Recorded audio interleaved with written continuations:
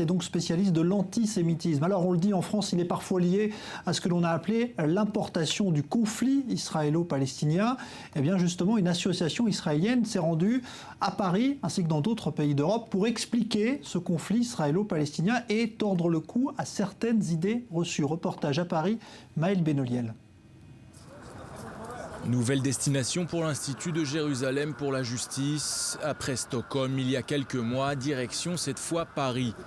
Au programme, 3 conférences, une à Sciences Po, une autre à l'Assemblée nationale et une dernière face à des étudiants en journalisme. Le tout organisé en collaboration avec l'association israélienne Le Visage d'Israël. Des conférences durant lesquelles les membres de ces organisations vont s'efforcer d'apporter une autre vision du conflit israélo-palestinien. Le dialogue et l'échange d'idées, c'est l'essence même de la démocratie.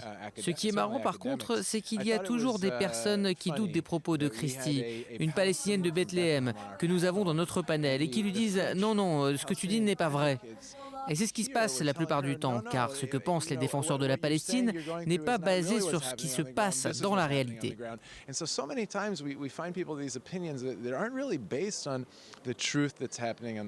Car selon eux, certains dirigeants palestiniens, qu'ils soient du Hamas ou de l'autorité palestinienne, sont tout bonnement corrompus.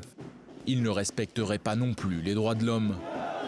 Pas de liberté d'expression, des arrestations arbitraires quotidiennes et des milliards de dollars d'aide internationale constamment détournés depuis des dizaines d'années. Plus que jamais, que soit mis en place une commission d'enquête au sein des instances européennes qui regarde l'usage qui a pu être fait des centaines de millions d'euros mis à disposition de l'autorité palestinienne pour construire des écoles et des hôpitaux et dont on sait qu'ils ont plus été utilisés à des fins de corruption ou de construction de tunnels pour aller tuer des civils israéliens. Tenter de faire évoluer les mentalités n'est pas chose aisée, c'est un travail de longue haleine. Et l'Institut de Jérusalem pour la justice ainsi que le Visage d'Israël ne comptent pas s'arrêter en si bon chemin. Prochaine destination, Berlin, au mois de mai prochain.